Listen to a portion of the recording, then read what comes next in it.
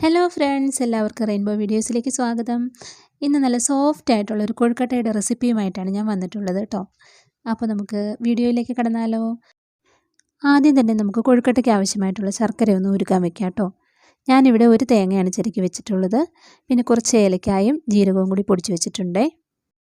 മാവ് കുഴയ്ക്കാനായിട്ട് ഞാനിങ്ങനെ ഒരു പാത്രത്തിലാണ് കേട്ടോ പൊടിയും വെള്ളവും ഒക്കെ എടുക്കാറുള്ളത്. അളവ് എടുക്കുന്നത് എങ്ങനെയാണെന്നുള്ളത് വീഡിയോയിൽ കാണിച്ചു തരാമേ. ഞാനിവിടെ അജ്മയുടെ അരിപ്പൊടിയാണ് കേട്ടോ എടുത്തിട്ടുള്ളത്. നമ്മൾ അപ്പം, ഇടിയപ്പം, പത്തിരിക്കൊക്കെ ഉപയോഗിക്കുന്ന പൊടിയുണ്ടല്ലോ, ആ പൊടിയാണ് എടുത്തിട്ടുള്ളത്. ഞാനിവിടെ ആദ്യം കാണിച്ച ഒരു കപ്പിനുള്ളിലേക്ക് 1 കപ്പ് പൊടിയിട്ട് കൊടുക്കുകയാണേ. ഇനി അതേ പാത്രത്തിൽ തന്നെ ഒരു 1.5 കപ്പോളം വെള്ളമാണ് കേട്ടോ ഞാൻ അളന്നെടുക്കുന്നത്. നിങ്ങൾ ഏത് പാത്രമാണോ എടുക്കുന്നത് അതിലൊരു കപ്പും പിന്നെ ഒരു പകുതിയോളം വെള്ളം എടുത്ത് നന്നായിട്ട് തന്നെ കുഴച്ചെടുക്കാൻ പറ്റും കേട്ടോ. ഇനി ഇതിലേക്ക് നമുക്ക് ആവശ്യമായ ഉപ്പ് ചേർത്ത് കൊടുക്കാം. ഈ ഒരു പാത്രം ഞാൻ മീഷോയിൽ നിന്ന് വാങ്ങിയിട്ടുള്ളതാണ് കേട്ടോ. ഇത് കണ്ടപ്പോൾ നന്നായിട്ട് തോന്നി. നമുക്ക് മുളക് പൊടി, ഉപ്പ് അങ്ങനെ 3-4 ഐറ്റംസ് ഇതിനകത്ത് ഒരുമിച്ചിട്ട് വയ്ക്കാം കേട്ടോ. സ്പൂണും അതിൻ്റെ കൂടെ തന്നെ കിട്ടുന്നതാണ്. ഇനി നമുക്ക് മാവ് കുഴയ്ക്കുമ്പോൾ സോഫ്റ്റായിട്ട് കിട്ടുന്നതിന് വേണ്ടി നമ്മൾ തിളപ്പിക്കാൻ വെച്ചിരിക്കുന്ന വെള്ളത്തിലേക്ക് 1 സ്പൂണോളം വെളിച്ചെണ്ണ നമുക്ക് ഒഴിച്ച് കൊടുക്കാം കേട്ടോ. ഇപ്പോൾ നമ്മുടെ ശർക്കര നന്നായിട്ട് ഉരുകി വന്നിട്ടുണ്ട്. ഇത് നമുക്കൊന്ന് അരിച്ചെടുക്കണം.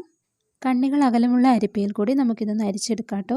അരിച്ചെടുക്കുന്ന സമയത്ത് ചൂടുള്ള ശർക്കരപ്പാനി കയ്യിലെങ്ങ് തട്ടാതിരിക്കാൻ പ്രത്യേകം ശ്രദ്ധിക്കണേ, നന്നായിട്ട് പൊള്ളും.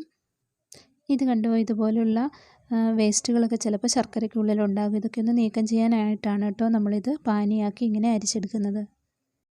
ഇനി നമ്മൾ ചിരകി റെഡിയാക്കി വെച്ചിരിക്കുന്ന തേങ്ങയും പൊടിച്ച് വെച്ചിരിക്കുന്ന ഏലക്കയും ശർക്കരയും കൂടി ചേർത്ത് നന്നായിട്ടൊന്ന് മിക്സ് ചെയ്ത് ചൂടാക്കി എടുക്കാം കേട്ടോ. ഈ ഒരു പരുവം വരെ ഇളക്കി കൊടുത്തിട്ട് ഇനി നമുക്ക് സ്റ്റൗ ഓഫ് ചെയ്തത് ചൂടാറാൻ വേണ്ടി മാറ്റി വയ്ക്കാം കേട്ടോ.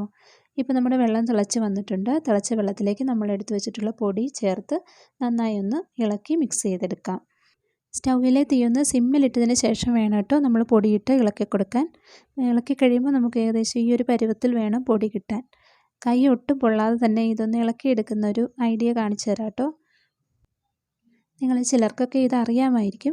ഇതുപോലെ ഉരുണ്ട ഒരു പാത്രം എടുത്തിട്ട് നമുക്ക് കുറച്ച് വെളിച്ചെണ്ണ ഇതിൻ്റെ മുകളിലൊന്ന് തടവി കൊടുക്കണം.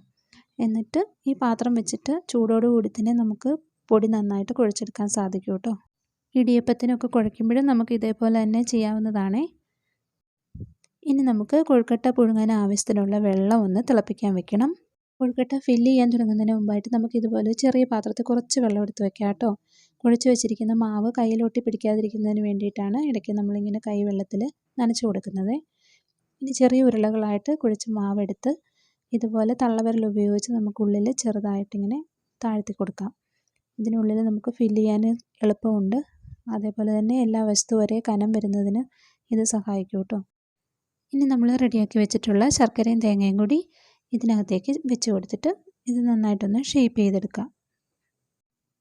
ആവി കയറ്റാനുള്ള വെള്ളം തിളച്ച് വരുമ്പോഴേക്കും നമുക്കിതുപോലെ തന്നെ ബാക്കിയുള്ള എല്ലാ കൊഴുക്കട്ടയും ഫില്ല് ചെയ്തെടുക്കാം കേട്ടോ. കൊഴുക്കട്ട എല്ലാം ഫില്ല് ചെയ്ത് റെഡിയാക്കാനായിട്ട് എനിക്കിവിടെ 2 സഹായികളും കൂടി ഉണ്ട് കേട്ടോ. ആമ്പലും കുഞ്ഞാറ്റയും കൂടിയിട്ടുണ്ട് കേട്ടോ ഈ കൊഴുക്കട്ട എല്ലാം ഉണ്ടാക്കാനായിട്ട്. അപ്പോൾ ഞങ്ങൾ 3 പേരും കൂടിയിട്ട് ഇതെല്ലാം ഉരുട്ടി ഇവിടെ റെഡിയാക്കി വെച്ചിട്ടുണ്ട്. ആവി കയറ്റാനുള്ള വെള്ളം തിളച്ച് കഴിയുമ്പോൾ നമുക്ക് ഈ കൊഴുക്കട്ട ഓരോന്നായിട്ട് അതിനുള്ളിലേക്ക് വെച്ച് കൊടുത്ത് അടച്ച് വെച്ച് വേവിച്ചെടുക്കാം കേട്ടോ. അപ്പോൾ നമ്മുടെ സോഫ്റ്റ് ആയിട്ടുള്ള കൊഴുക്കട്ട ഇവിടെ റെഡി ആയിട്ടുണ്ട് കേട്ടോ. വീഡിയോ ഇഷ്ടമായിട്ടുണ്ടെങ്കിൽ എല്ലാവരും ഇതൊന്ന് ട്രൈ ചെയ്ത് നോക്കണേ. അതേപോലെ തന്നെ നിങ്ങളുടെ ഫീഡ്ബാക്ക് കമൻറ്റ് ബോക്സിൽ അറിയിക്കാൻ മറക്കല്ലേ. മറ്റൊരു വീഡിയോയുമായി കാണും വരെ ബൈ ബൈ.